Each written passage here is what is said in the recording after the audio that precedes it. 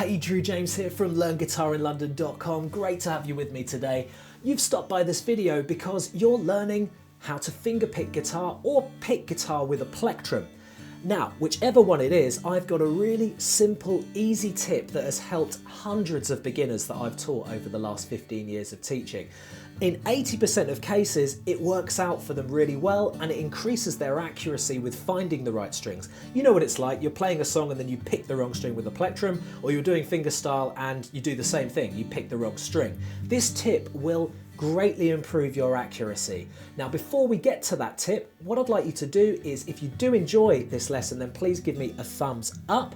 And if you want to take it further, then there's a free mini beginner's guitar course over at YouTube. I've left a link in the video right now so you can get started on that. Right, let's get to it. Now, this tip couldn't be simpler. It's all about anchoring your right hand, your picking hand, to the body of the guitar in some way.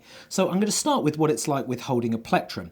So if you took an E minor chord and you were picking this sort of thing, now notice how my hands, when beginners play, your hand can bounce around like this. See that? And that means that you're more likely to hit a wrong note, okay? So what I want you to do is take your little finger and place it on the body of the guitar. Now this keeps you in contact with the instrument. Notice that my little finger is at the top of where the sound hole is of the guitar. By the way, this does work for electric guitar as well. And what this will do is give you something called an anchor point, which means that when you're picking, your little finger will bend. Well, not bend, sorry, but it will turn. Now, depending on where that little finger is turning, you'll know roughly what string you're on. And on top of that, it will also keep you really close to the strings. Okay, so you can see it's much more accurate if you keep that little finger there. There is a disclaimer to this. As I said, it works for 80% of students. Some people do actually prefer just letting go and keeping close to the strings, but most people, that is a big help because you're staying close to the strings. Now, what does that mean if you're doing fingerstyle? So if you're doing fingerstyle, you're taking your ring finger and you're leaving it in contact with the thinnest string. Now you should know if you're doing fingerstyle that your thumb plays the top three strings. Eddie, A, dynamite, good by Eddie, or E, A, D, G, B, E.